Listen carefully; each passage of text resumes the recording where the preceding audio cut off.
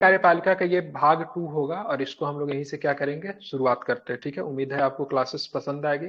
कहीं पे डाउट या फिर संदेह हो तो पूछिएगा आप हमसे। ठीक है, तो सबसे पहले संघीय कार्यपालिका के में पढ़ेंगे भाग 2 है, तो इसमें सबसे पहले हमें पढ़ना प्राइम मिनिस्टर के बारे में।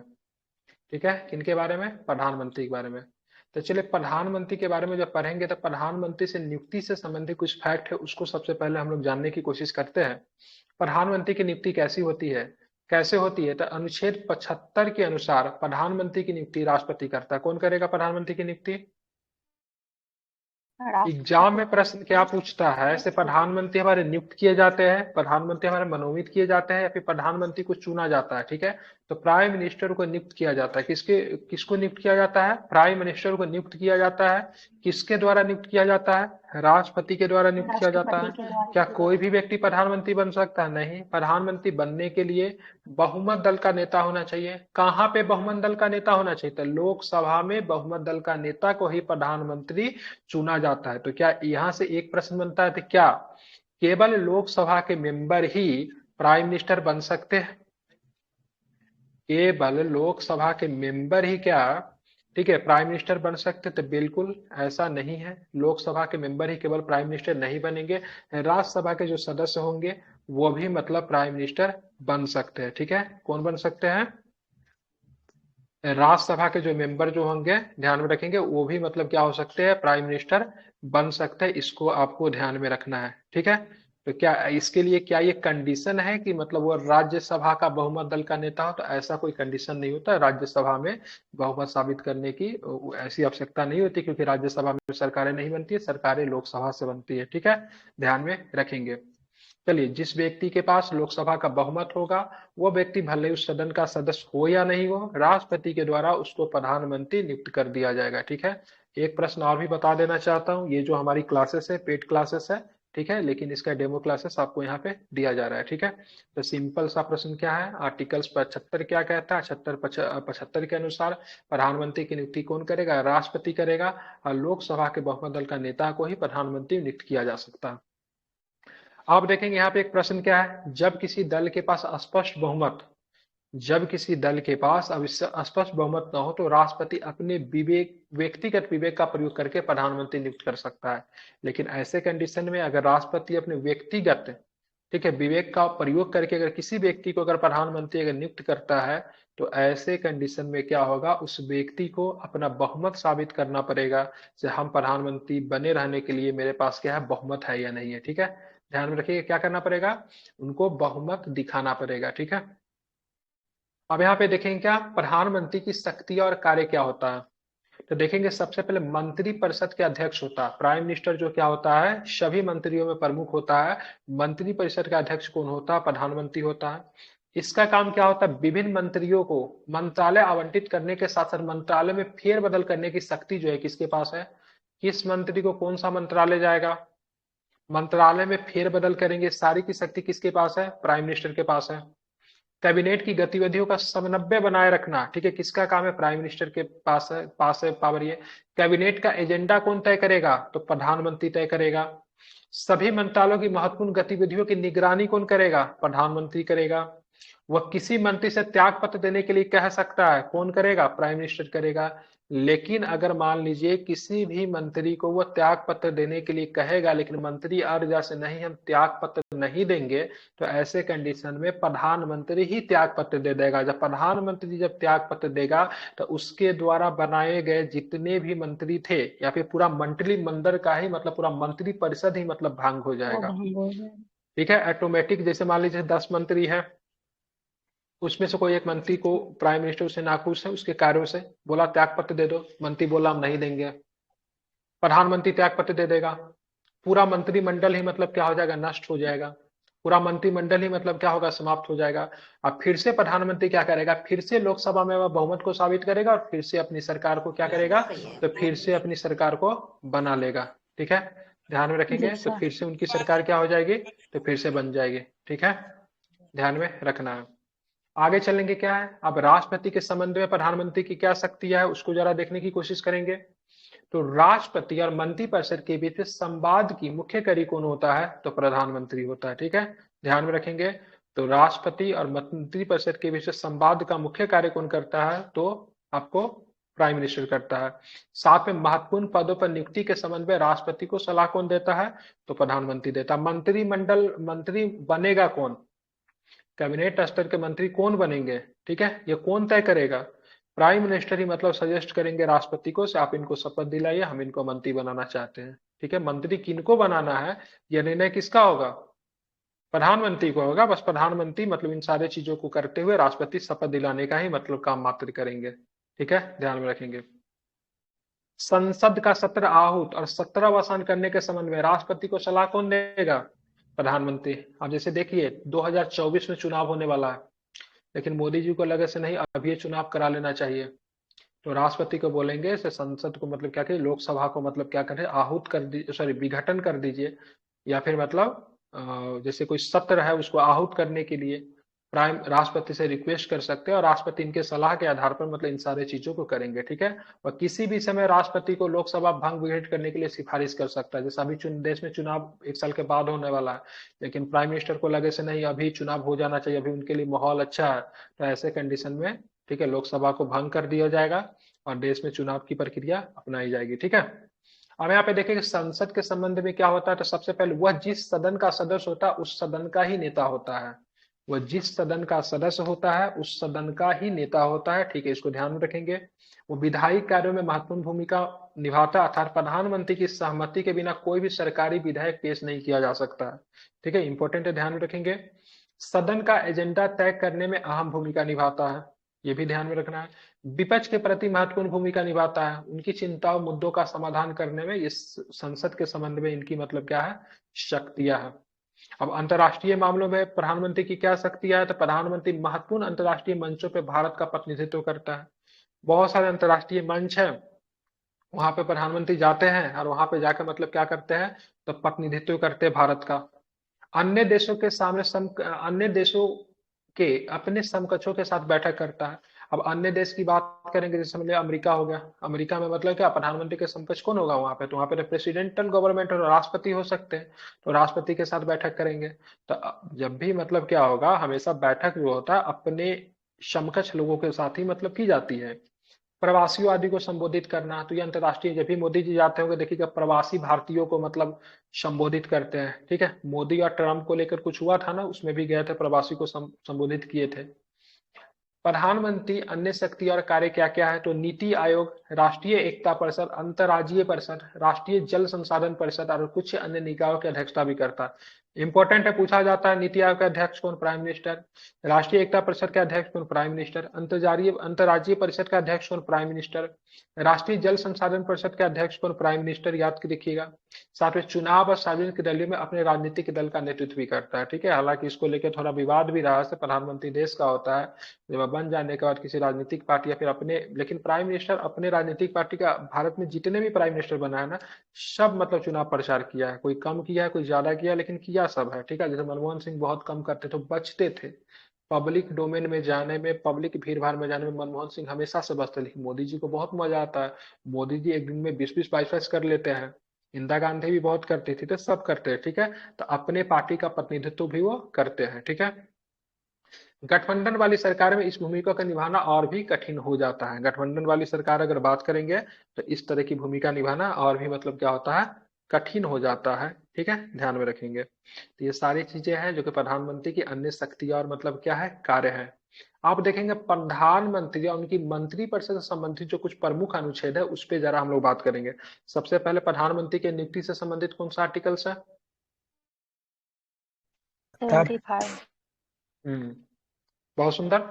आप देखेंगे प्रधानमंत्री और उनकी मंत्रिपरिषद से संबंधित कुछ महत्वपूर्ण अनुच्छेद है, सीधा सीधा एग्जाम में पूछा जाता है, याद कर सकते हैं तो कर लीजिए, हालांकि बहुत सारा सारे 75 में ही है, 74-75 में मिलेंगे। तो सबसे पहले अनुच्छेद 74 क्या करे, राष्ट्रपति को सहायता और सलाह देने के लिए प्रधानमंत्री की अध्यक्षता में एक मंत्रिपरिषद होगी। मंत्रिपरिषद का अध्यक्ष कौन होगा, तो प्रधानमंत्री होगा।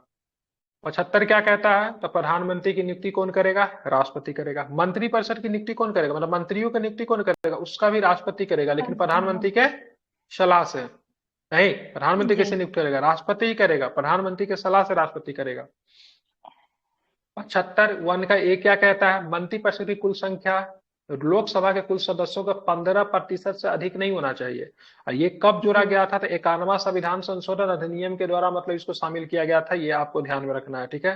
कब शामिल किया? 51वां संविधान संशोधन कब हुआ था?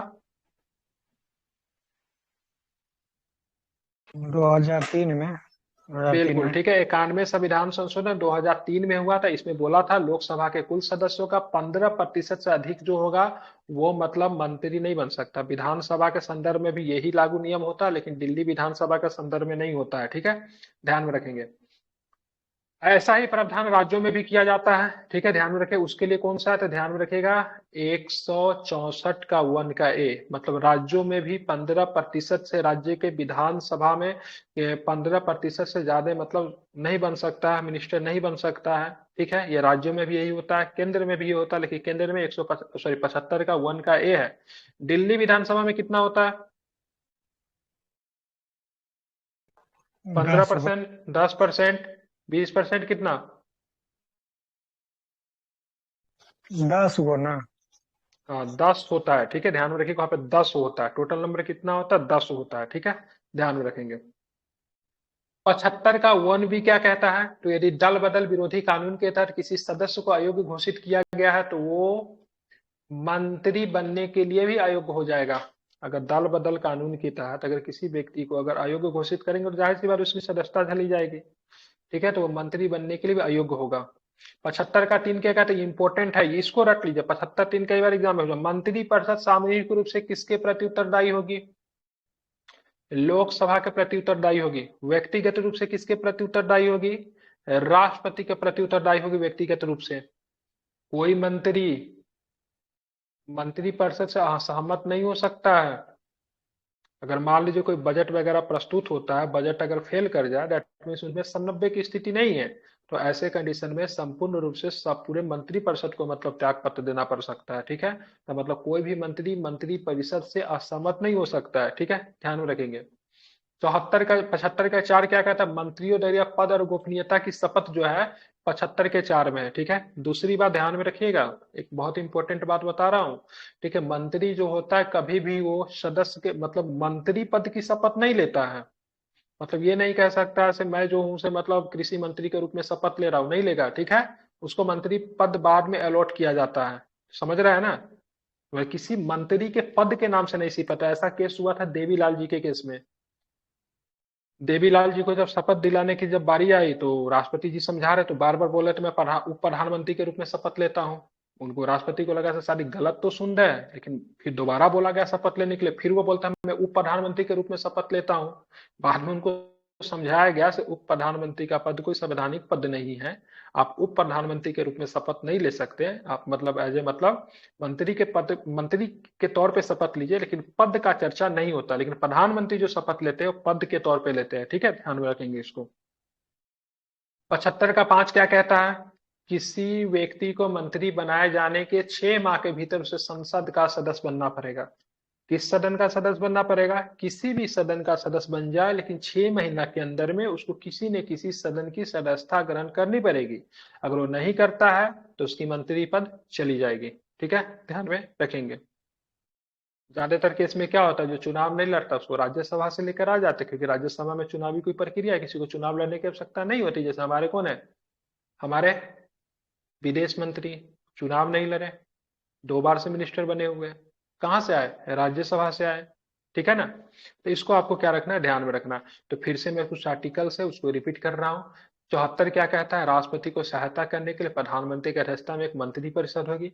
मंत्री परिषद का अध्यक्ष कौन होगा? प्रधानमंत्री होगा। 75 क्या कहता है? प्रधानमंत्री की नियुक्ति करेंगे, राष्ट्रपति करेंगे, और प्रधानमंत्री के सलाह से, ठीक है, बाकी मंत्रियों को भी नियुक्ति कौन करेंगे? तो राष्ट्रपति ही करेंगे, ठीक है। मंत्रियों का डिपार्टमेंट का अलॉटमेंट कौन करेगा? सो कौन से मंत्री के पास कौन सा डिपार्टमेंट जाएगा ये भी कौन करेंगे? तो ये भी आपके प्रधानमंत्री ही करेंगे, ठीक है। 75 का 1 का ए में क्या कहता है? मतलब मंत्रिपरिषद की कुल संख्या कितने प्रतिशत से, लोकसभा के कुल सदस्यों के कितने प्रतिशत से अधिक नहीं होनी चाहिए? कितने 15%। प्रतिशत? बिल्कुल 15% से अधिक नहीं होना चाहिए। कौन सा संवैधानिक संशोधन है इसके लिए? 51 बताइए। 91 एक अमेंडमेंट। 91 कॉन्स्टिट्यूशन अमेंडमेंट कब आई थी? 2003 में आई थी।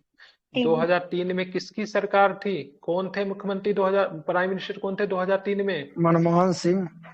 वाजपेयी नहीं जी नहीं की सरकार थी। नहीं, वाजपेयी, वाजपेयी, 1999 अटल से बिहारी लेके वाजपेयी। 2000 तक वाजपेयी जी दूसरी बार मुख्यमंत्री प्राइम मिनिस्टर बने थे। ठीक है, याद रखिएगा, इसमें इंपॉर्टेंट है।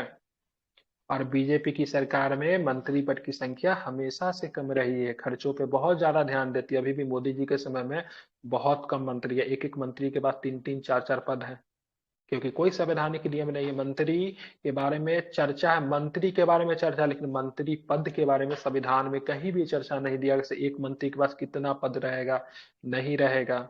और दूसरी बात, जो पद किसी भी मंत्री को नहीं दिया जाता, वो पद अपने आप किसके पास अवेलेबल होता है? प्रधानमंत्री। तो प्रधानमंत्री के पास में। ठीक है, ध्यान में रखेंगे। उसी तरह से राज्य की विधानसभाओं पे भी ये चीजें लागू होती है। 164 का 1 का ये क्या कहता है? तो राज्य में भी 15% से अधिक मतलब मंत्रियों की संख्या नहीं हो सकती है। 75 का 1 का भी कहता है, अगर दल बदल विरोधी कानून के तहत किसी सदस्य को अयोग्य घोषित किया जाए तो वो मंत्री बनने के लिए भी अयोग्य हो जाएगा। 75 3 बहुत इंपॉर्टेंट है, मंत्रिपरिषद सामूहिक रूप से लोकसभा के प्रति मतलब क्या होता है? उत्तरदायी होते हैं। कोई भी मंत्री एक दूसरे से असहमत नहीं हो सकता है। ठीक है। 75 का 4 क्या कहता है? मंत्रियों द्वारा पद की गोपनीयता की शपथ ली जाती है। ठीक है। 75 का 5 क्या कहता है? किसी व्यक्ति को मंत्री बनाए के 6 माह के भीतर उसे मतलब संसद का सदस्य बनना पड़ेगा। संसद का सदस्य बनना पड़ेगा, किसी सदन की चर्चा नहीं है, किसी भी सदन से बन सकता है, या तो लोकसभा का बन जाए या फिर राज्यसभा से बन जाए। ठीक है, ध्यान में रखेंगे। अब प्रधानमंत्री की स्थिति जो होती है संवैधानिक होती है। कैसी स्थिति होती है? संवैधानिक होती है। दैट मीन्स प्रधानमंत्री के पद की चर्चा संविधान में की गई है। ठीक है। संविधान द्वारा प्रदान की गई सरकार की संसदीय प्रणाली की योजना में राष्ट्रपति नाम मात्र का कार्यकारी प्रधान होता है, डी ज्यूर कार्यकारी। ठीक है, मतलब हमारे यहाँ किस तरह की व्यवस्था है? हमारे यहाँ संसदीय शासन प्रणाली है, जो कि हमने इस शासन व्यवस्था को कहाँ से अपनाया है? कहाँ से अपना हमने इस शासन व्यवस्था को? यूनाइटेड किंगडम से हमने मतलब यूके से मतलब इस शासन व्यवस्था को अपनाया। ऐसे व्यवस्था में क्या होता है? प्रधानमंत्री सर्वासर्वी होते हैं, राष्ट्रपति जो होते हैं नाम मात्र के कार्यकारी पदाधिकारी होते हैं। ठीक है। प्रधानमंत्री वास्तविक कार्यकारी अधिकारी होता है। ठीक है, इसको बोलते हैं डी फैक्टो एग्जीक्यूटिव। क्या बोलते हैं उसको? डी फैक्टो एग्जीक्यूटिव कौन होता है? प्राइम मिनिस्टर होता है। सर्वा सर्वा मतलब कौन होता है? Prime minister. लेकिन किसके नाम से सारे कार्य होते हैं? राष्ट्रपति के नाम से। लेकिन प्रमुख व्यक्ति कौन होता है? प्रधानमंत्री होता है। अर्थात राष्ट्रपति जो होता है राज्य का प्रमुख होता है, जबकि सरकार का प्रमुख कौन होता है? सरकार का प्रमुख प्रधानमंत्री होते हैं। ठीक है, याद रखेंगे, इंपॉर्टेंट है। डॉक्टर भीमराव अम्बेडकर के अनुसार यदि हमारे संविधान के तहत उपलब्ध किसी भी पदाधिकारी की तुलना अमेरिका के राष्ट्रपति के साथ की जाती है तो प्रधानमंत्री का पद होगा, न कि संघ के राष्ट्रपति का पद। ठीक है, बहुत सुंदर। अम्बेडकर जी ने ये कथन बहुत अच्छा बताई, लेकिन अम्बेडकर जी ने ये नहीं बताया कि अगर भारत के राष्ट्रपति की तुलना करना पड़ेगा तो किस देश के राष्ट्रपति या फिर राष्ट्र शासक के प्रमुख से करेंगे? बता सकते हैं आप लोग किससे करेंगे? ब्रिटेन के सम्राट से। बिल्कुल, ब्रिटेन के सम्राट से राष्ट्रपति की तुलना की जाएगी। ब्रिटेन का सम्राट भी सेम काम करता है, राज्य का प्रमुख होता है, वास्तविक प्रमुख नहीं होता, शपथ दिला के आराम से चैन का नींद सुबह रहता है, कोई काम नहीं होता है। ठीक है, सेम काम भारत के राष्ट्रपति का। हालांकि ब्रिटेन के सम्राट के कंपेयर में ब्रिटेन का जो सम्राट जो होता है वंशागुणत होता है, जो कि भारत का जो राष्ट्रपति जो वंशागुणित नहीं है, निर्वाचन प्रणाली के तहत आते हैं। भले ही अप्रत्यक्ष निर्वाचन प्रणाली हो, जनता का इसमें योगदान होता है प्रत्यक्ष रूप से, जबकि ब्रिटेन का नहीं। लेकिन पद का कंपेयर अगर करेंगे, कार्य प्रणाली की करेंगे, तो उनसे मिलता जुलता है। ठीक है, समझ गए?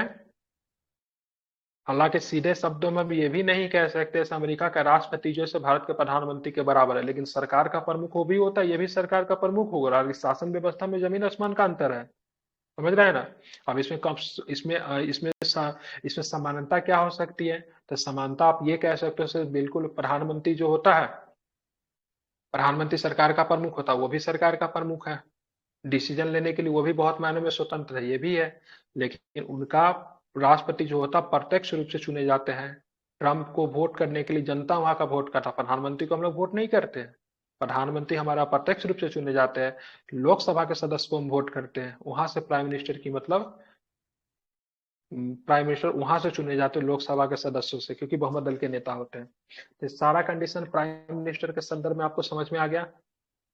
प्रधानमंत्री की सैलरी कितनी होगी, संविधान में इसके बारे में कोई चर्चा नहीं है। किसी भी पदाधिकारी का सैलरी, ठीक है, संविधान में चर्चा है कहीं कहीं पे, लेकिन मतलब संविधान में नहीं है। पहला बार नियम बना के डाला गया था, लेकिन बात कीजिए पहला बार संवैधानिक संशोधन करके राष्ट्रपति का सैलरी 10,000 रुपया बताया गया था शुरू शुरू में। अभी राष्ट्रपति की सैलरी 5 लाख रुपया है। तो क्या जिस समय संविधान बनी उसके हिसाब से किसी का सैलरी तय किया जाना चाहिए, नहीं किया जाना चाहिए, इनके भी बारे में जानकारी नहीं है। हालांकि संसद के पास एकाधिकार है किसी भी व्यक्ति का वेतन किस क्या होना चाहिए ना होना चाहिए इन मामलों में। ठीक है, अभी हाल फिलहाल में भी वेतन वगैरह को लेके संसद में एक बिल वगैरह गया था, याद नहीं, हाल फिलहाल कुछ दिन पहले ही था, जिसमें सबका सैलरी को हाइक किया गया था। ठीक है, चलिए, तो यहाँ पे आप लोग पहले मंत्री परिषद आते हैं। मंत्री परिषद जरा ध्यान से समझिएगा, बता देता हूँ, ये हमारी क्लासेस जो है, ठीक है, पेड क्लासेस है। आज डेमो के आखिरी क्लास, ये आखिरी दिन का आखिरी क्लास है। ठीक है, इस तरह की सारी क्लासेस जो होगी, जो कि आपको पीडीएफ में मिलेगा, ऐसे ऐसे 150 क्लासेस मिलेगी, से आपको 22 तारीख से पेड ग्रुप में मूव कर दिया जाएगा। यहाँ पे केवल 2 क्लास चलेगी, सवेरे की आरएनए की क्लास और एक मतलब का जीके के क्लास चलेगा। बाकी सारे बीपीएससी 70 बीपीएससी के related PT mains, Spectrum, Laxmikanth, NCERT, सारी क्लासेस आपको पेड क्लास में चलेगी। जुड़ने का तरीका है, ग्रुप में मैसेज डाला हुआ है, जो इच्छुक लोग हो जुड़ जाइए। बाकी आपका उसमें सेट प्रैक्टिस भी करवाया जाएगा बीपीएससी 70 बीपीएससी के लिए, और उसका डिस्कशन भी कराया जाएगा वाइड तरीके से। ठीक है, जो भी इच्छुक लोग हैं, ऑलरेडी बहुत सारे लोग का रिजल्ट भी है वहां से, बहुत सारे लोग मेंस भी लिख चुके हैं या फिर इस बार लिखेंगे, तो जिनको भी इच्छा हो जुड़ सकते हैं। आज मैंने बहुत सारे डेमो क्लास दे दिया, क्लास पढ़ाने का क्या तरीका है आप लोग के सामने सादर उपस्थित हुआ, और उधर भी पहले भी जो क्लास हुआ है वो वीडियो डाला हुआ है, आप लोग देख के डिसाइड कर सकते हैं। देखेंगे कैबिनेट मंत्री। चलिए, सबसे पहले हम बात करें, मंत्री कई प्रकार के होते हैं, लेकिन उनमें से जो सबसे जो प्रमुख मंत्री जो होता है, कैबिनेट स्तर के मंत्री होते हैं। दिशा निर्देशन में, डिसीजन मेकिंग में इनकी बहुत बड़ी भूमिका होती है। कैबिनेट मंत्री वे मंत्री होते हैं जिनके पास रक्षा, गृह, वित्त और विदेश मामले आदि जैसे अत्यधिक महत्वपूर्ण मंत्रालय होते हैं। ये पद क्रम, ठीक है, परलब्धि और शक्तियों के मामले में शीर्ष पे होते हैं। ये वे मंत्री होते हैं जो मंत्रिमंडल कैबिनेट का गठन करते हैं। मंत्रिमंडल को चक्र, मंत्री परिषद के भीतर चक्र के रूप में वर्णित किया जाता है। उनकी समय समय पर बदलती रहती है, लेकिन शायद ही कभी 20 से अधिक होती है। मतलब मैक्सिमम संख्या 20 के आसपास ही जाता है, उससे ज्यादा नहीं होता, लेकिन समय समय पर संख्या घट बढ़ भी सकती है। ठीक है, कैबिनेट मंत्री सामूहिक रूप से सरकार की नीति बनाने, मैंने बोला डिसीजन मेकिंग में इनका योगदान होता है। कैबिनेट की सभी बैठकों में भाग लेने का मतलब हकदार होता है। जब कैबिनेट की बैठक होगी तो उसकी अध्यक्षता कौन करेंगे, तो उसकी अध्यक्षता कौन करेंगे, तो उनकी अध्यक्षता प्रधानमंत्री करेंगे। ठीक है, कभी कभी वरिष्ठ नेताओं को बिना पोर्टफोलियो के भी मंत्रियों के रूप में मंत्री परिषद में शामिल कर लिया जाता है। ठीक है, तो कभी कभी जो वरिष्ठ नेता जो होता है बिना कोई मंत्रालय के भी मंत्रियों के रूप में मंत्री पद में, मंत्रिमंडल में उनको शामिल किया जाता है। ठीक है, तो ये सबसे बड़े कैबिनेट मंत्री जो होते हैं सबसे बड़े होते हैं। मंत्री मंडल का निर्माण करते हैं कैबिनेट स्तर के मंत्री। डिसीजन मेकिंग में इनकी भूमिका होती है। महत्वपूर्ण पद होते, रक्षा, गृह, वित्त, विदेश, ये सारे पद इनके पास होते हैं। उसके बाद जो मंत्री जो होते हैं, इन मंत्रियों के हेल्प के लिए एक मंत्री होता है जिसको बोलते हैं राज्य मंत्री कहते हैं। ठीक है, इनके मदद के लिए होते हैं। क्या ये वरीयता क्रम में दूसरे स्थान पे होते हैं। उन्हें या तो मंत्रालय विभागों का स्वतंत्र प्रभार दिया जाता है या कैबिनेट मंत्रियों के साथ सहयोगी बनाया जाता है। क्या बनाया जाता है, मदद करने के लिए सहयोगी इनको बनाया जाता है। स्वतंत्र प्रभाव के मामले में वे मंत्रालय विभागों के प्रबंध में कैबिनेट मंत्री के समान ही कार्यों का संपादित करते हैं और शक्तियों का प्रयोग करते हैं। हालांकि वे कैबिनेट के सदस्य नहीं होते हैं, मतलब कैबिनेट के सदस्य केवल कैबिनेट स्तर के मंत्री ही होंगे। ठीक है, ध्यान में रखेंगे, केवल विशेष आमंत्रण पे तथा जब उनके मंत्रालय विभागों से संबंधित किसी मामलों पे विचार किया जाएगा तब कैबिनेट की बैठक में भाग लेते हैं। कभी कभी देखिएगा बजट जब प्रस्तुत होता है तो आप देखिएगा निर्मला सीतारमन के साथ इस बार एक पिक्चर भी मतलब हुआ था। देखिए अनुराग ठाकुर जो थे साथ में दिखे थे। अनुराग ठाकुर उस समय क्या थे, तो आपका राज्य वित्त मंत्री आई थिंक थे उस समय। ठीक है, तो जब कुछ महत्वपूर्ण विषय पे चर्चा होते रहता है तब कैबिनेट स्तर को मंत्री को लगता है नहीं, इस समय मेरे साथ क्या होना चाहिए, तो इस समय मेरे पास राज्य मंत्री होना चाहिए, तो वो उनके साथ जाते हैं। जनरली वो कैबिनेट के मीटिंग में पार्टिसिपेट नहीं करते हैं। उसके बाद होता है उप मंत्री। उप मंत्री वरीयता क्रम में राज्य मंत्री के बाद आते हैं। इनके पास किसी भी विभाग का स्वतंत्र प्रभार नहीं होता है, ये प्रभारी मंत्री द्वारा सौंपे गए कार्य करते हैं। ठीक है, तो मंत्री जो कार्य को सौंप दे वो करते थे। 3 प्रकार के मंत्री, कैबिनेट, राज्य और उप मंत्री। ठीक है, ध्यान में रखेंगे। अंतिम में क्या आएगा, संसदीय सचिव, देखेंगे इसको। अब क्या होता है, अब यहाँ पे देखेंगे ये इनके पास कोई स्वतंत्र शक्तियां कार्य नहीं होती, ये मंत्रियों तथा उनके संसदीय कार्यों में मतलब सहायता करते हैं। वास्तव में प्रशिक्षण के तहत, ठीक है, पर्यवेक्षाधीन प्रोबेशनर्स होते हैं। यदि वे अच्छा प्रदर्शन करते हैं तो उच्च रैंक तक पहुंचने में मतलब क्या करते हैं, उम्मीद कर सकते हैं। ठीक है, संसदीय सचिव ये आईएएस अधिकारी होता है, आई थिंक आईएएस अधिकारी होता है ना संसदीय सचिव। अधिकारी। हम्म। हाँ, आईएएस अधिकारी होता है। ठीक है, मैं बिल्कुल सीनियर बिल्कुल। अधिकारी होता है ये। ठीक है, ये आईएएस अधिकारी होता है, ये बहुत बड़ा आईएएस अधिकारी होता है। मतलब संसदीय सचिव कोई एक ही होगा ना, मतलब जो काफी अच्छा काम करेगा वही यहाँ तक पहुंचे। एक होता है कैबिनेट सचिव होता है, वो सबसे बड़ा देश का मतलब अधिकारी होता है। इससे बड़ा अधिकारी सरकारी नौकरी से कोई नहीं बन सकता है, इसको बोलते हैं कैबिनेट सचिव। ये भी सीनियर अधिकारी होता है। संसदीय सचिव भी आईएएस होता है। ठीक है, अब यहाँ पे देखें मंत्री परिषद का कार्य क्या होता है। मंत्री परिषद का मुख्य कार्य है राष्ट्रपति को उनके कार्यों में सहायता और सलाह देना, जो कि नाम मात्र का लिखा हुआ ऐसा कुछ नहीं है, क्योंकि सारा काम प्राइम मिनिस्टर खुद कर लेते हैं। क्योंकि मंत्रालय भारत सरकार के सर्वोच्च अंग होते हैं, इसीलिए देश के प्रशासन से संबंधित सभी नीतियों का मतलब क्या करते हैं, निर्धारण करते हैं।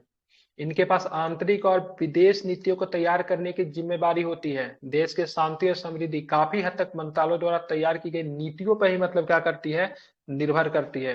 मंत्री न केवल कार्यकारी विभागों का प्रमुख होते हैं, बल्कि विधायिका में भी बहुमत दल के महत्वपूर्ण सदस्य भी होते हैं, या कम से कम इन्हें विधायिका में बहुमत समर्थन प्राप्त होता है। तो मंत्री कहाँ से आएगा, मंत्री कहाँ से आएगा, मंत्री तो जाहिर सी बात है जिसकी सरकार की बहुमत होगी, विधायिका में जिसकी बहुमत होगी वहीं से सदस्य चुनकर मंत्री बनेंगे। ठीक है, तो एग्जीक्यूटिव का भी पार्ट हो गया ये। ठीक है, ध्यान में रखेंगे। मंत्रालय राज्य की आर्थिक गतिविधियों के निर्धारित करने में भी महत्वपूर्ण भूमिका निभाते हैं। मुद्रा हो गया, बैंकिंग हो गया, वाणिज्य हो गया, व्यापार हो गया, बीमा हो गया, अन्य योजनाओं का निर्माण और उनके क्रियान्वयन को भी मंत्रालय द्वारा विनियमित एवं नियंत्रित किया जाता है। मतलब देश का पूरा एक ढांचा तैयार करने में मतलब मंत्रालय की बहुत अधिक भूमिका होती है। समझ रहे हैं ना, इसके लिए जब उनको आवश्यकता पड़े तो संवैधानिक संशोधन भी इसके लिए किया जाता है। तो सबके लिए मतलब मुख्यतः भूमिका किसकी होती है, मंत्रालय की ही भूमिका होती है, जो कि मंत्री परिषद के द्वारा इन सारे कार्यों को मतलब किया जाता है। अब यहाँ पे देखिए कैबिनेट मंत्रिमंडल, उनका संवैधानिक प्रावधान है इनके बारे में। ठीक है, कैबिनेट मंत्रिमंडल के बारे में एक ही जगह संविधान में उल्लेख मिलता है कैबिनेट शब्द का, पूछा जाता, बताइए तो कहाँ मिलता है। 152। बिल्कुल, 352 में कई बार एग्जाम में पूछा है, संविधान में कैबिनेट शब्द कहाँ पे देखने को मिलता है, तो 352 में। बजट शब्द का उल्लेख संविधान में कहीं पे नहीं, वार्षिक वित्तीय विवरण 112 में देखने को मिलता है। तो ऐसे ऐसे जो कुछ शब्द है जो कि एग्जाम में सीधा सीधा प्रश्न में पूछे जाते हैं और आपको उसको ऑर्ड आउट करना है। ठीक है, आप चलेंगे संवैधानिक प्रावधान की बात करेंगे, तो संविधान में स्पष्ट रूप से इसका उल्लेख, ठीक है, 352 में 44वें संविधान संशोधन 1978 के द्वारा जोड़ा गया था। कैबिनेट राज मतलब ये मूल संविधान में नहीं था। अगर पूछेगा क्या मंत्रिमंडल शब्द, सॉरी, बात करेंगे कैबिनेट या फिर मंत्रिमंडल शब्द मूल संविधान में था क्या, नहीं था। इसको कब जोड़ा गया, 1978 में जोड़ा गया।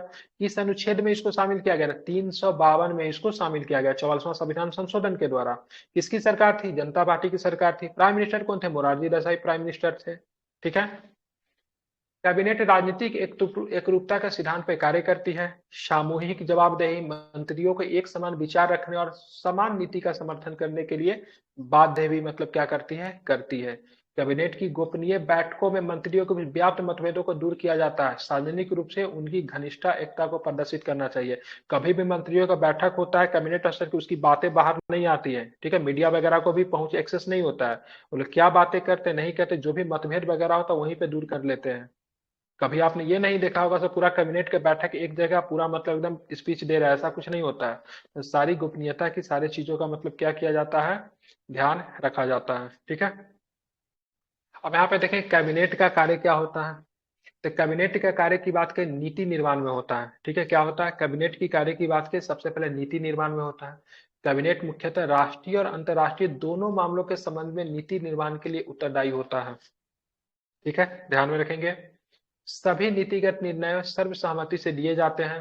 प्रधानमंत्री द्वारा राष्ट्रपति को कैसे निर्णयों से मतलब सूचित कराया जाता है।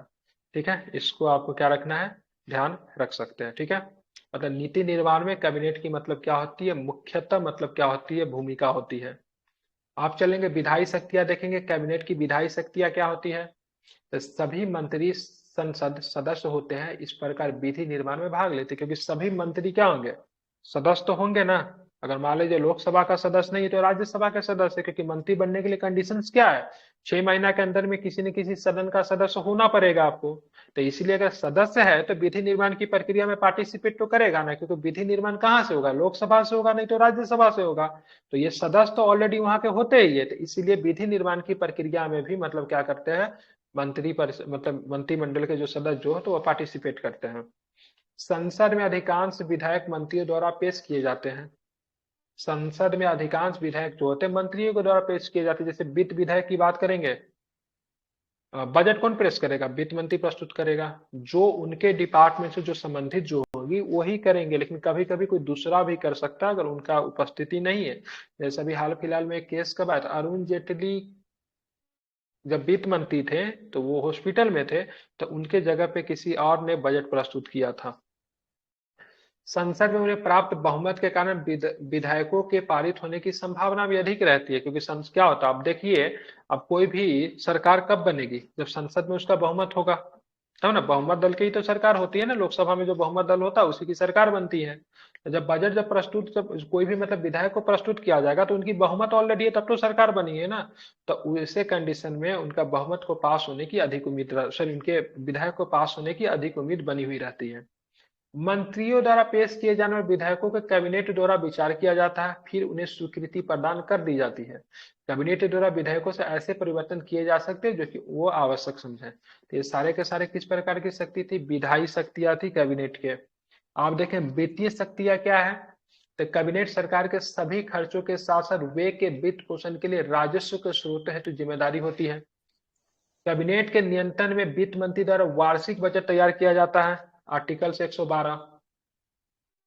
ठीक है, तो कैबिनेट के नियंत्रण में ही वित्त मंत्री के द्वारा वार्षिक बजट तैयार किया जाता है, क्योंकि सालों साल मतलब क्या होता है, प्रस्तुत किया जाता है। सरकार का पूरे आय व्यय का मतलब क्या होता है, वो मतलब चिट्ठा होता है।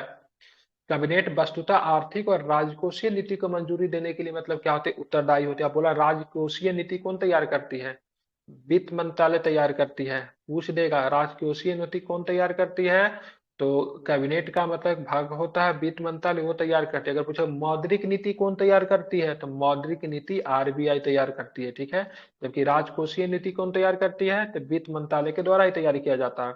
साथ ही वित्त आयोग तथा भारत के नियंत्रक महालेखा परीक्षक के प्रस्तुत रिपोर्टों का निर्णय लेने के लिए भी मतलब क्या होता है, उत्तरदायी होता है। ठीक है, ध्यान में रखेंगे।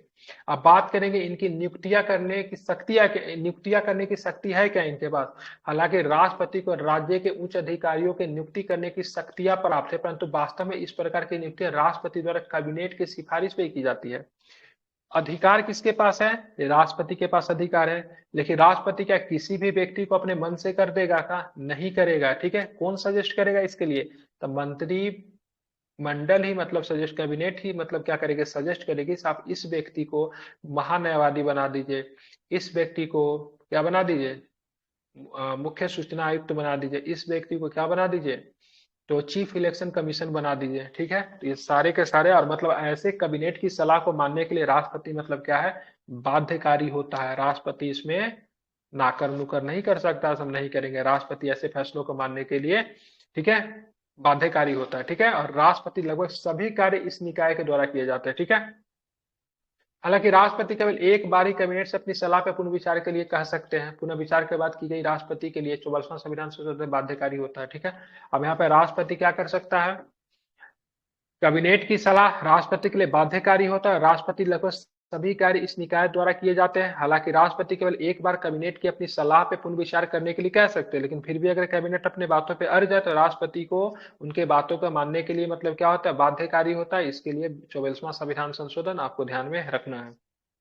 अब आगे चलेंगे, सुचारू कामकाज के लिए समन्वय बनाने का काम करती है। तो कैबिनेट न केवल विभागों के कार्यों का समन्वय करता है, बल्कि विभागों के मध्य के विवादों का भी समाधान करने का काम कौन करता है, कैबिनेट करता है। अब यहाँ पे देखिए मंत्री परिषद और कैबिनेट में क्या क्या अंतर होता है।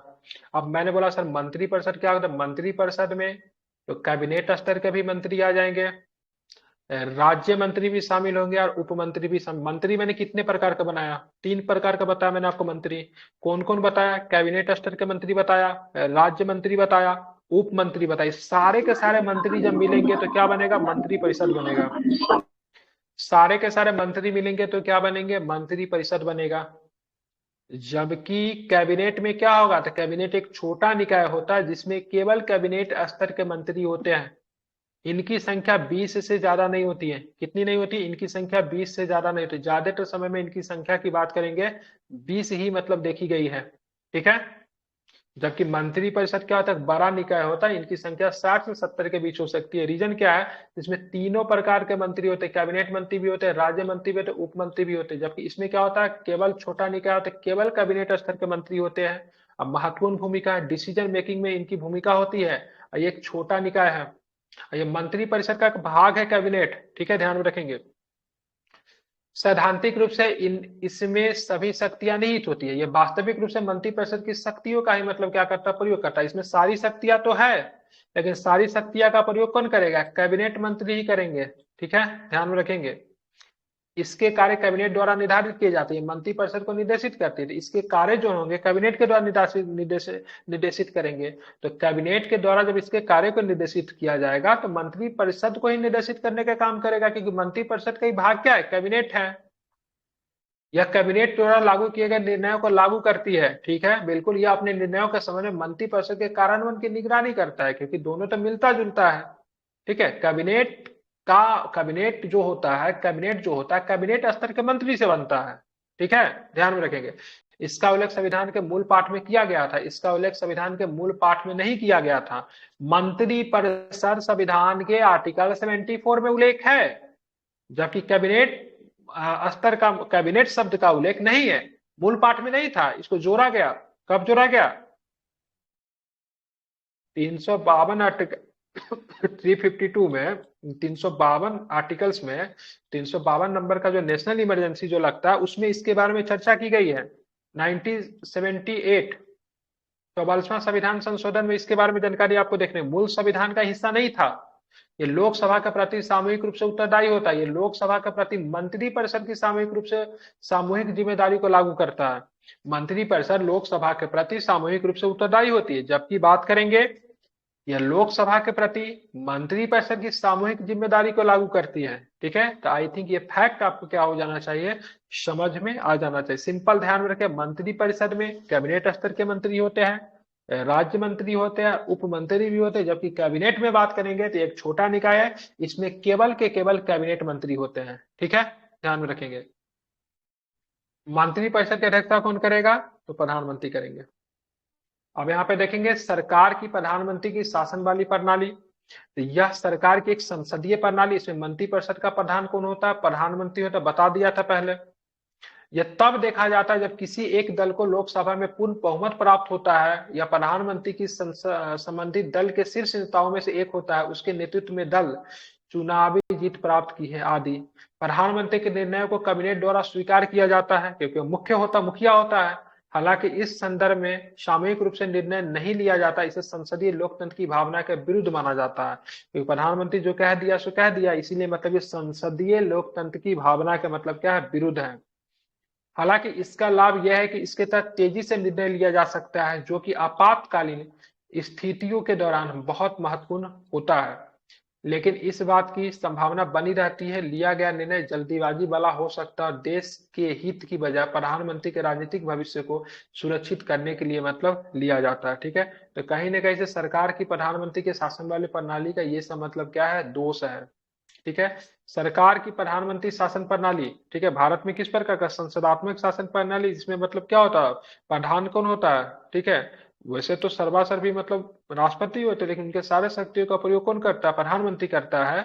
तो सरकार की प्रधानमंत्री शासन प्रणाली किचन कैबिनेट या फिर आंतरिक कैबिनेट के संविधानात्मक निकाय है को भी जन्म दे सकता है। यह पर्याप्त जिम्मेदारियों के बिना राजनीतिक शक्ति या प्रभाव का प्रयोग करता है। ठीक है, ध्यान में रखेंगे। तो किचन कैबिनेट एक तरह के कहिएगा छोटा कैबिनेट, और जहाँ पे प्रमुख निर्णय लिया जाता है, ठीक है। यहाँ पे तो ये सारी चीजें जो है ना, तो थोड़ा सा मतलब ये संस्थात्मक शासन प्रणाली का मतलब दोष भी माना जाता है। ये ध्यान में रखिएगा, हमारी ये सरकार का संसदीय प्रणाली है, ठीक है। इसमें मंत्रिपरिषद प्रधानमंत्री का मतलब क्या करता है, प्रभुत्व करता है।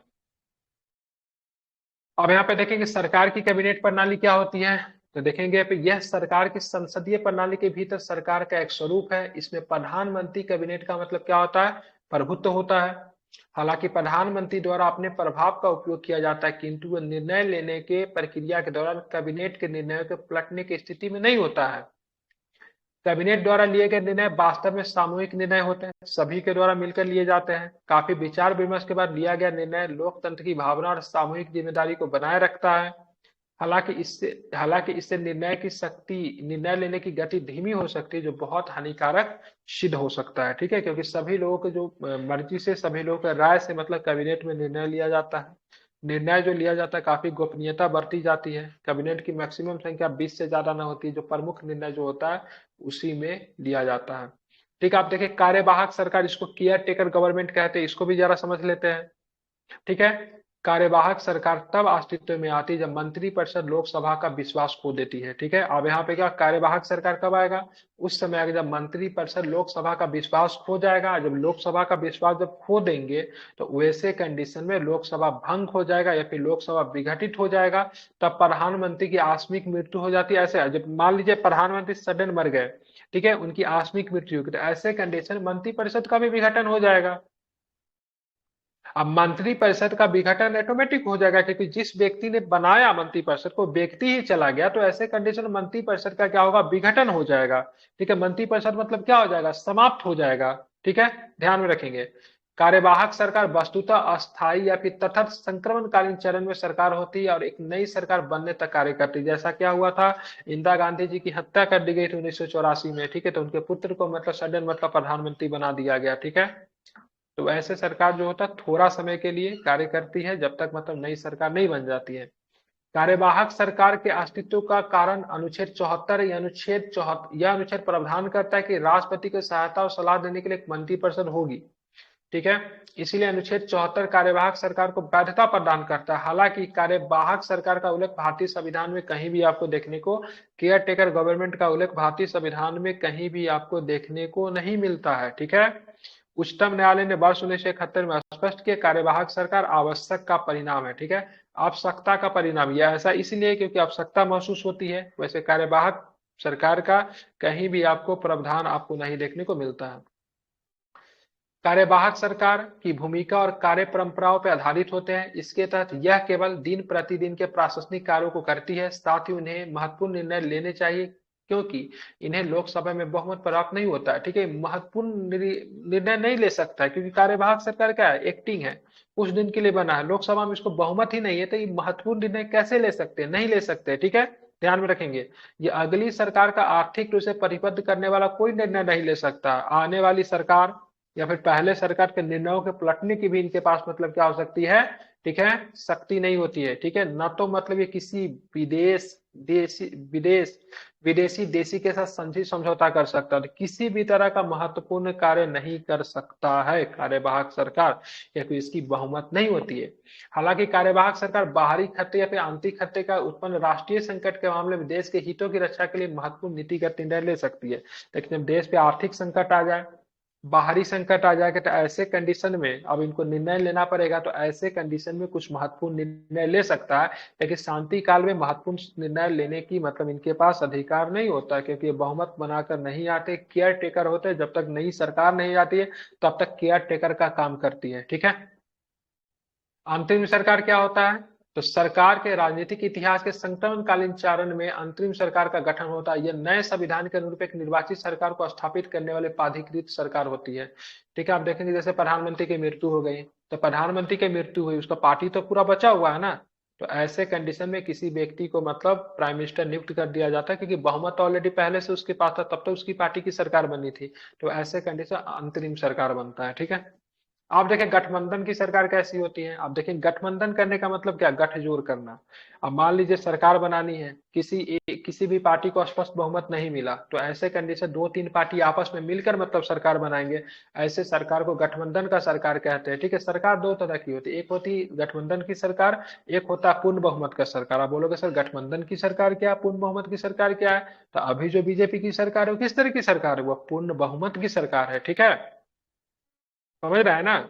मतलब हालांकि इसमें कुछ बाहरी पार्टी का भी सपोर्ट है, लेकिन अगर वो अपना सपोर्ट वापस भी ले लेते हैं, फिर भी इनकी सरकार नहीं गिरेगी। क्यों नहीं गिरेगी, क्योंकि जितनी सीटें चाहिए इनकी उतनी सीटें अपनी सीटें ही हैं। ठीक है, क्योंकि ऐसी व्यवस्था जहां विधायिका के निचले सदन से किसी एक दल के द्वारा बहुमत हासिल करने में विफल हो, तो ऐसी स्थिति में दो से दो अधिक राजनीतिक दल अपने बुनियादी वैचारिक मतभेदों को दूर करते हुए सरकार बनाने के लिए एक साथ आते हैं। निचले सदन, हमारा निचला सदन कौन सा है, हमारा निचला सदन लोकसभा है। हमारा ऊपरी सदन कौन है, हमारा ऊपरी सदन राज्यसभा है। अब निचले सदन में मतलब लोकसभा में किसी भी पार्टी को स्पष्ट बहुमत नहीं मिला, सरकार बनाने के लिए कितने सीटें चाहिए, जितना टोटल सीट होना चाहिए उसका दो से डिवाइड करके एक जोड़ देना है, उसमें सरकार बन जाएगी। बिहार में कितनी सीटें, 243। 243 क्या था कि 122, 122 में एक जोड़ दीजिए, 123, 123 सीटें चाहिए, जिसमें मतलब क्या होगा, सरकारें आराम से बन जाएगी। ठीक है, ध्यान में रखेंगे। अब ऐसे कंडीशन में जब सरकारें नहीं बन पाएगी, किसी के पास 130 नहीं सीट है, आपके पास 50 सीट है, मेरे पास 60 सीट है, किसी के पास 30 सेठ है, आप सरकारें बन ही रही नहीं, किसी के पास 20 सेठ, सबके साथ समझौता करेंगे भाई, सब सरकार बनाओगे, सरकार बनाओगे, सबके साथ मिलती होगी। फिर हम कितना सीट पुराएंगे, 143 सीट, कितनी सीटें हमें चाहिए था, 123 सीटें चाहिए था, सबसे मिला के हम लोग 123 सीट बनाएंगे, राज्यपाल के पास जाएंगे या फिर केंद्र की बात करें राष्ट्रपति के पास जाएंगे, बोलेंगे देखिए साहब, हमारे पास स्पष्ट बहुमत तो नहीं है, लेकिन इन इन पार्टी का हमारे पास समर्थन है, इनके पास इतना इतना सीटें हैं, इनका विधायकों का या फिर संसदों का साइन किया हुआ देख लीजिए, हमें सरकार बनाने के लिए आप मतलब क्या कीजिए, आमंत्रण कीजिए। ठीक है, सरकार बनाने के लिए आमंत्रण किया जाएगा और ऐसे कंडीशन में उनकी सरकार बन जाएगी। लेकिन इसमें दिक्कत क्या है ना, इसमें मान लीजिए किसी को 60 सीट आया, किसी को 30 सीट आया, किसी को 40 सीट आया, तीनों ने मिलकर गठबंधन किया। अब ऐसे कंडीशन 60 सीट वाला क्या कहेगा, नहीं नहीं, हम मेरा वर्चस्व रहेगा क्योंकि हमारी सीटें सबसे ज्यादा है। अब यहाँ पे सबसे ज्यादा दिक्कत होगा, मुख्यमंत्री बनने के लिए, मंत्री बनने की लड़ाई होगा, वो बोलेगा हमको बनाओ, वो बोलेगा हमको बनाओ, बोला हमको बनाओ। तो जो सबसे बड़ा जनरली जो देखा जाता है, जिनके पास ज्यादा सीट रहती है, वो कह रहे चलो तुम मुख्यमंत्री बन जाओ। उसका दूसरा प्रमुख विभाग वित्त मंत्रालय है, गृह मंत्रालय है, रक्षा मंत्रालय, सेंट्रल की बात कर रहा हूँ। ठीक है, ऐसे कंडीशन में सारे सारे मतलब सबको थोड़ा थोड़ा मतलब दे दिया जाएगा, तो चलो तुम भी ले लो, तुम भी ले लो, तुम भी ले लो। लेकिन ऐसे में दिक्कत क्या होता है, कभी उनके बीच में मतभेद उत्पन्न होता है, तो बोलेगा भाई साहब अब हम पार्टी में नहीं है। और जब पार्टी में नहीं है तो समय सरकार बनाने के लिए 123 सीटें अगर चाहिए था, और एक पार्टी उसमें से निकल गया, तो ऐसे कंडीशन में क्या होगा, सरकार धराम से ना गिर जाएगी, क्योंकि उनका बहुमत खो दिया। क्या खो दिया, बहुमत खो दिया। समझ रहे हैं ना। ऐसे कंडीशन में सरकारें क्या होगी, आराम से गिर जाएगी, क्योंकि उनको जो बहुमत चाहिए था, और बहुमत अब उनके पास उपस्थित नहीं है। ठीक है, समझ गए। तो यही सारी चीजें थी, मैंने इसको अपने भाषा में समझा दिया, देख लीजिएगा। भारत में राष्ट्रीय दलीय व्यवस्था विखंडन और अल्पमत के गठबंधन वाली सरकारों का उदय 1967 में शुरू होता है। ठीक है, इसी अवधि में कुछ दलों को टूटने या दूसरे से मिलने के साथ गठबंधन करके नए दल गठन विलय पर घटनाओं को देखा गया था। 1967 से पहले कांग्रेस एकदम क्लीन स्वीप विक्ट्री जीत रही थी। ठीक है, क्योंकि लोग कांग्रेस को वोट दे रहे थे, क्योंकि लोगों का मानना क्या था, सब भारत को आजादी मिले कांग्रेस का योगदान है, तो आराम से विक्ट्री इनको मिल रहा था, कोई दो राय नहीं था। ठीक है, लेकिन बाद में शास्त्री जी की मृत्यु होती, कब होती है शास्त्री जी की मृत्यु, 1966 में ताशकंद समझौता में उनकी मृत्यु होती है। उस समय शास्त्री जी की मृत्यु के बाद प्राइम मिनिस्टर बनने के लिए बड़ा होर मचता है। कुछ आदमी बोलता है इंदिरा गांधी को बना दो, मोरारजी देसाई इधर से तैयार कर, नहीं हम प्रधानमंत्री बने, हम सबसे सीनियर नेता है। उधर से क्या नाम था उनका, विश्वनाथ क्या नाम था, और भी दो तीन उम्मीदवार खड़े हो जाते, बोलते नहीं हम प्रधानमंत्री बनेंगे। ऐसे कंडीशन में पार्टी में थोड़ा सा मतलब टूट देखने को मिलता है। जब दोबारा चुनाव होती है तो वहां पे लगता है ऐसे नहीं, अब गठबंधन की सरकारें भी बन सकती है। ठीक है, अब क्या होता है, भारत में अटल बिहारी वाजपेयी के नेतृत्व वाले राष्ट्रीय जनतांत्रिक गठबंधन, जिसको एनडीए बोलते हैं, नेशनल डेमोक्रेटिक अलायंस, ठीक है, सरकार अपना कार्यकाल पूरा 1999 से 2000 तक करने वाली पहली गठबंधन की सरकार बनी। गठबंधन की सरकार से ज्यादा उम्मीद होती है, इसे बीच में टूट जाएगी, सरकारें गिर जाएगी, कहानी समाप्त हो जाएगा। लेकिन पहली गठबंधन की सरकार थी जिसने अपने पूरे कार्यकाल को पूरा किया। अब ऐसे कंडीशन में कार्यकाल को पूरा किया जिस समय हम लोगों ने कारगिल देखा, क्या देखा हम लोगों ने? कारगिल देखा। कारगिल की लड़ाई कब हुई थी? 1999 में। भारत ने दूसरा बार परमाणु परीक्षण कब किया था? 1998 में। वैसे कंडीशन में देश की स्थिति बहुत अच्छी नहीं थी। वैसे कंडीशन में एनडीए की सरकार ने अपना 5 साल का गठबंधन का सरकार पूरा किया था। कुछ लोगों का मानना है गठबंधन वाली सरकारों द्वारा आर्थिक अधिक समावेशी नीति बनाई जाती है, जबकि दूसरे लोगों का मानना है गठबंधन से नीति निर्माण में बाधा आती है।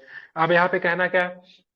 गठबंधन की सरकारें होती है, वो सरकारें कभी भी, ठीक है, अधिनायकवाद मतलब क्या बोलते हैं उसको, क्या बोलेंगे अधिनायक को, मतलब क्या बोलते हैं, मतलब ऐसा नहीं हो सके, मतलब नहीं बोलते हैं, ऐसा कुछ नहीं करेगी जो कि जो करेंगे सो हम ही करेंगे, ऐसा कोई निर्णय नहीं ले सकती है, क्योंकि बहुत सारे पार्टी का उसमें वो होता है।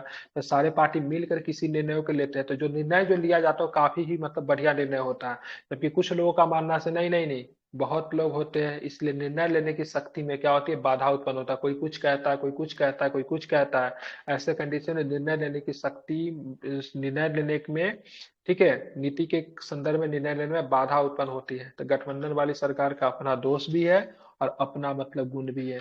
मेंस में प्रश्न पूछेगा गठबंधन की सरकार के दोष एवं गुणों के मतलब व्याख्या करें। ठीक है। अब यहाँ पे देखेंगे महान्यायवादी देश का सर्वोच्च विधि अधिकारी होता है, यह भी कार्यकारिणी का पाठ है। अनुच्छेद 76 में महान्यायवादी के बारे में जानकारी दी गई है। ठीक है। सबसे पहले देखें नियुक्ति कौन करेगा? सर्वोच्च विधि अधिकारी होता है, काम क्या होता है?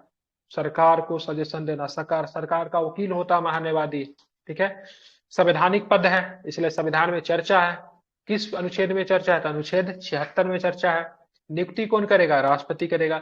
योग्यता क्या होगी? तो उच्चतम न्यायालय के न्यायाधीश के समान, अर्थात वो लगातार 5 वर्ष तक एक से अधिक उच्च न्यायालय में न्यायाधीश रहा हो, या लगातार 10 वर्ष तक एक से अधिक उच्च न्यायालय में अधिवक्ता वकील रहा हो, या फिर चलो कुछ नहीं रहा हो।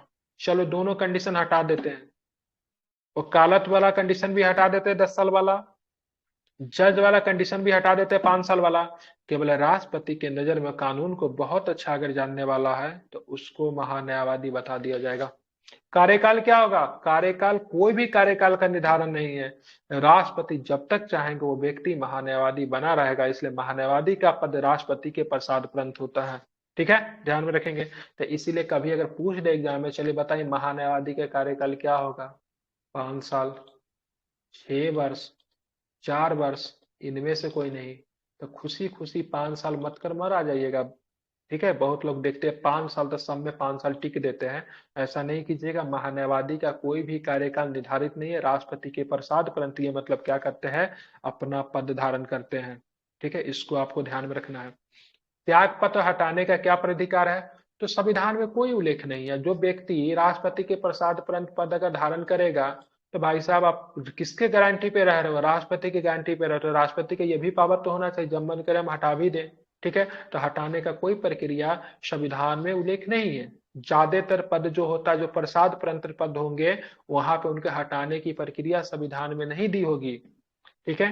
क्योंकि अगर कोई व्यक्ति किसी के गारंटी पे, ठीक है, अगर रह रहा है, तो उसके पास वो हटाने की कैपेबिलिटी भी होती है। जैसे त्याग पत्र के द्वारा हट सकता है, खुद मतलब त्याग पत्र दे जो हट जाएगा, या फिर से राष्ट्रपति द्वारा किसी भी समय से पद से हटा सकता है। अब राष्ट्रपति के पावर से किसी भी समय तक बना हुआ रह सकता है, तो राष्ट्रपति जब चाहे इनको अपने पद से हटा भी सकते हैं। वह राष्ट्रपति को अपना त्याग पत्र सौंप कर कभी भी पद से मुक्त हो सकता है।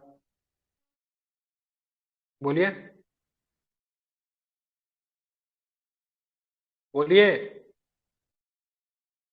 हट जाता है, मतलब उसका हाँ, हो जाता है, दूसरा कोई रास्ता नहीं समझे, फिर से बताइए।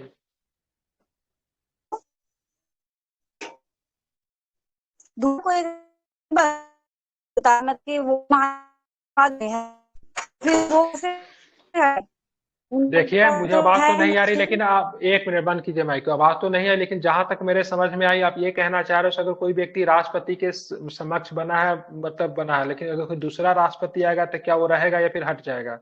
ठीक है, डिपेंड करेगा दूसरे राष्ट्रपति पे। वो अगर उनको हटाना चाहे तो हटा सकते हैं। ठीक है। परंपरागत रूप से तब भी त्यागपत्र दे सकता है जब सरकार मंत्रिपरिषद त्यागपत्र देती है, तो उसे बदल दिया जाता है, क्योंकि उसे मंत्रिपरिषद की सलाह पे ही नियुक्त किया जाता है। ठीक है। अगर सरकारें अगर गिर जाती हैं तो वो मतलब त्यागपत्र दे देगा। ठीक है। क्योंकि मंत्रिपरिषद के सलाह पे ही से उनकी नियुक्ति तो होती है ना। प्राथमिक क्या होता है, तो संविधान के द्वारा नहीं है, उसे ऐसा प्राथमिक दिया जाता है जो कि मतलब क्या राष्ट्रपति तय करे। दायित्व क्या है, तो राष्ट्रपति द्वारा सौंपे गए कानूनी मामलों में भारत सरकार को सलाह देना काम है इनका। कानूनी प्रकृति के ऐसे अन्य कर्तव्यों का पालन करना जो राष्ट्रपति द्वारा उसे सौंपे गए हैं। संविधान या किसी अन्य कानून द्वारा उसे प्रदत्त कार्यों का निर्वहन भी करना होता है। भारत सरकार से संबंधित मामलों में उच्चतम न्यायालय में भारत सरकार का पक्ष रखने का काम करता है, मतलब भारत सरकार का वकील होता है। अनुच्छेद 143 के अनुसार उच्चतम न्यायालय में किसी भी मामले में राष्ट्रपति के निर्देशानुसार भारत सरकार का प्रतिनिधित्व करता है। ठीक है, 143 में। ठीक है, 143 में क्या है, 143 के तहत राष्ट्रपति मतलब उच्चतम न्यायालय से मतलब क्या मानेंगे, सजेशन मांगेंगे। ठीक है, भारत सरकार संबंधित किसी भी मामले में किसी भी उच्च न्यायालय में भारत सरकार का पक्ष रखता है, मतलब सिंपल शब्दों में महान्यायवादी जो क्या होगा, भारत सरकार का वकील होगा।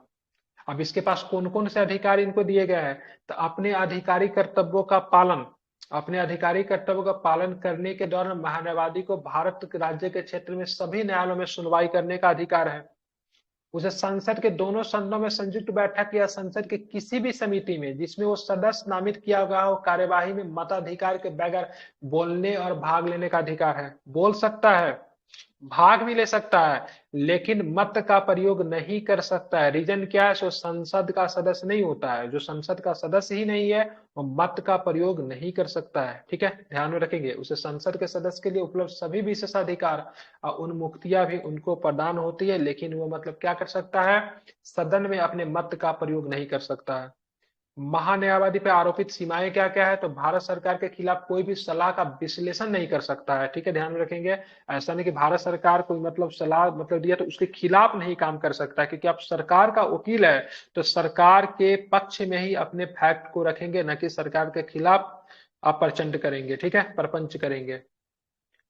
बिल्कुल, जिस मामले में उसे भारत सरकार को सलाह देनी है या उसकी ओर से पेश होना है उस पर कोई टिप्पणी वो नहीं कर सकता। ठीक है, वह भारत सरकार की अनुमति के बिना किसी भी आपराधिक मामले में अभियुक्तों का बचाव नहीं कर सकता है।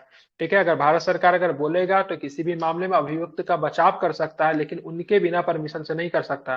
और भारत सरकार की अनुमति के बिना किसी भी कंपनी या निगम के निदेशक का पद भी स्वीकार नहीं कर सकता है। ठीक है, ध्यान में रखेंगे। और भी बहुत सारे महत्वपूर्ण तथ्य देख लेंगे उसको। वह सरकारी सेवक की श्रेणी में नहीं आता है। अब बोलोगे सर सरकारी सेवा के श्रेणी में आएगा तो कोई व्यक्ति नौकरी से बन सकता है, परीक्षा में फॉर्म डाल के बन सकता है। ठीक है, महान्यायवादी तो नहीं नहीं बन सकता है, क्योंकि सरकारी सेवक की श्रेणी में नहीं आता। महान्यायवादी सरकारी सेवक नहीं है, पब्लिक सर्वेंट नहीं है, वो सरकार का वकील है। ठीक है, इसीलिए उसे निजी कानूनी व्यवसाय करने से वंचित किया गया, इसीलिए निजी कानूनी व्यवसाय नहीं कर सकता है। ठीक है, वो केवल सरकार का केस लड़ेगा। अब किसी आम आदमी बोलेगा चलो हम आप महान्यायवादी साहब ऐसा करो, आप 1 करोड़ ले लो मेरा केस लड़ दो, तो वो संभव नहीं है। ठीक है, भारत के न्यायवादी को उनकी आधिकारिक जिम्मेदारियों को पूरा करने सहायता करने के लिए भारत के सॉलिसिटर जनरल, भारत के एडिशनल सॉलिसिटर जनरल की पद भी मौजूद है। ठीक है, सॉलिसिटर जनरल का पद भी इनको दिया गया है। ठीक है, ध्यान में रखेंगे। जो कि क्या करेगा, तब महान्यायवादी का मतलब क्या करेगा, मदद करेगा। वर्ष 2017 में दिल्ली उच्च न्यायालय ने निर्णय दिया कि भारत के न्यायवादी, जिसको एजीआई कहते हैं, अटॉर्नी जनरल ऑफ इंडिया का पद आरटीआई अधिनियम के दायरे में नहीं आता। अब महान्यायवादी से ये नहीं पूछ सकते बताओ सरकार का जो केस लड़ने जा रहा है उसमें कौन कौन चीजें हैं, तो RTI right to information act के तहत महान्यायवादी के पद नहीं आते हैं। पॉइंट टू बी नोटेड, मतलब महान्यायवादी से उनके बारे में जानकारी आप नहीं मांग सकते हो। ठीक है, कब दिया गया, 2017 में दिल्ली उच्च न्यायालय के निर्णय में दिया गया, क्योंकि यह अधिनियम की धारा 2H के तहत एक सार्वजनिक प्राधिकरण नहीं है। ठीक है, मैंने बोला ना ये मतलब सरकारी सेवक नहीं है, सार्वजनिक प्राधिकरण है नहीं। महान्यायवादी न्यायालय की अवमानना की कार्यवाही में शुरू होने के लिए मंजूरी प्रदान करता है। महान्यायवादी न्यायालय की अवमानना की कार्यवाही को शुरू करने के लिए मंजूरी प्रदान करता है, जिसको कोर्ट ऑफ कंटेम्प्ट कहते हैं, जिसको कुछ दिन पहले प्रशांत भूषण के साथ हुआ।